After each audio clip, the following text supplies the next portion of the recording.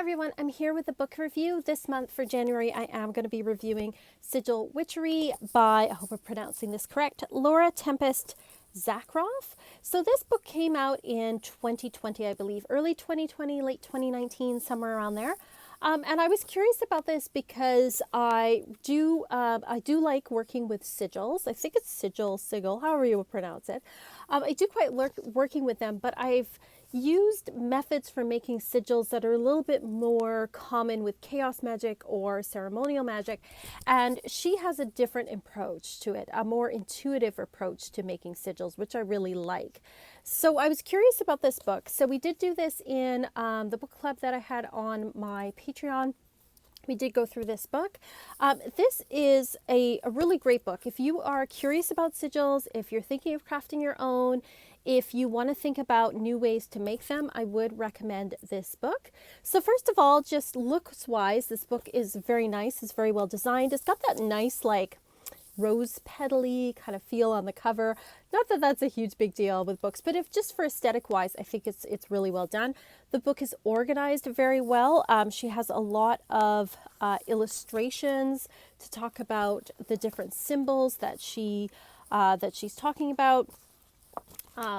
All sorts of ones in here. She even gives you examples of ones that she's done, different ones for different situations. So I really do appreciate the illustrations in here because then you get to really see what she's talking about with this, for this subject matter. So it's laid out very well.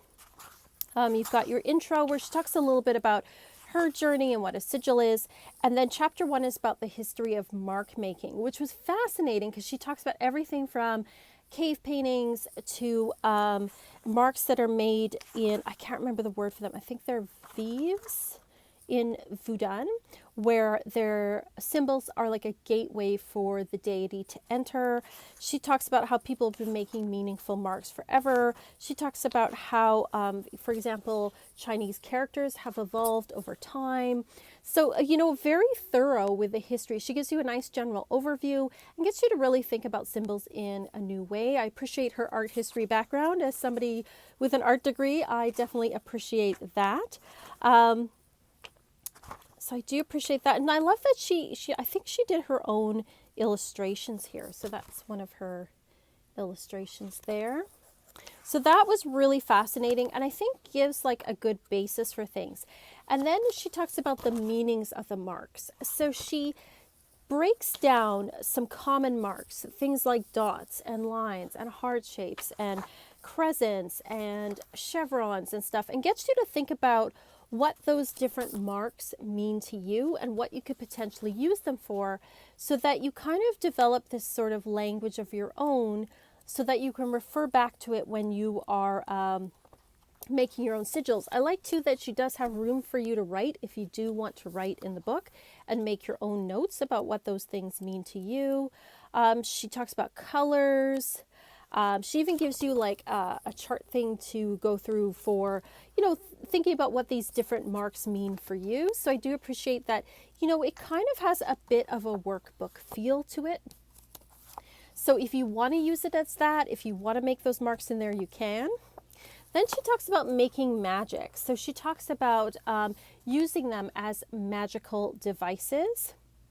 So how sigils work, how to create a sigil, the thought process that goes into it, the movement, different art materials that you can use, what you might want to put sigils on, whether you want them to be permanent or non-permanent. So it gives you a lot of information and a lot of things to think about. Like, where do you want to put them? What do you want to use them for? Do you want them to be temporary?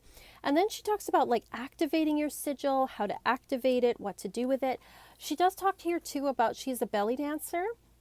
So she talks about dancing the sigil and dancing and movement. There's some more design guidance here. So she talks about, getting over, some people have a fear of drawing. They have a fear of, making a mistake and things. And I guess, because I have an art background, I never really think about that, like fear of drawing. But I guess for some people, if you're not somebody who regularly draws, you might be a little intimidated by that. She talks about different ways to make like the different, you know, signs and stars and things. So she gives you some ideas about how to go about that, how to get started. Again, a little bit more information about the art tools as well and mediums you can use. And then she gives you practical exercises. She gives you scenarios of different problems, different things where people might want to sigil. And then she shows you what she did with that particular issue or problem or thing that they wanted empowered, how she designed the sigil and her thought process in it. And then she gives you like a gallery of images. So ones that she's made that she doesn't mind if you use. So it's very, very interesting that, and I do like that she does give you examples. So I think that the way this is organized is quite thorough. Like I said, it's not a huge book to read, but it is a great reference book. I think that if you are somebody who is interested in sigils and are new to it, this really walks you through it. It walks you through her way of making them. It is definitely a more open and free-flowing way of making them. So if you're not somebody who likes rigid rules, you're not somebody who's really into chaos magic or ceremonial magic, I think you might find this interesting.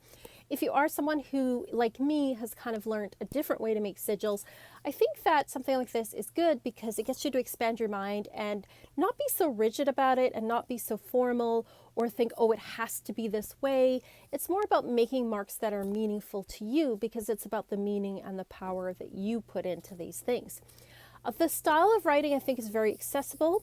She's obviously very knowledgeable, especially when it comes to history and art history and things. But she writes in a really accessible way. So I think it's, you know, easy for most people to understand without like babying it down or talking down to people. She's obviously experienced in her crafts, so very knowledgeable person. Overall, I really enjoyed this book. I walked away from it with just even like different ideas about how to make sigils. And I mean, I may not make them exactly like she does or anything, but it does give me, you know, a different way to work with them, which I think is really cool. So I would give this about a 4 out of 5 overall. I think it's a very good book. Let me know what you thought of this book if you have this book, if you want this book, or if you're like, I'm not really into sigil witchery. But I did really, really like this book. I think it's very informative. I think it's not a difficult read. But like I said, it doesn't dumb things down either, but it's super accessible. And I think no matter what kind of craft you practice, I think you can get something out of this book. So I would definitely, you know, thumbs up on this book for sure. The next book I'm going to be reading and hopefully review for you in February is Planetary Spells and Rituals by Raven Digitalis. This one came out last year, I believe, as well. I believe this is a 2020 book. If only I could find the page where it is. Where is it? 2020. So yes, this is another relatively new book as well. So I will let you know what I think about it and whether or not you should spend your money on this book. So I will be back, like I said, next month with another book review. Thank you so much for watching. For those of you that are interested on my Patreon, this month I am opening up my witch school. I'll be closing the witch school level at the end of January because we're starting in January and walking all the way through to the end of December.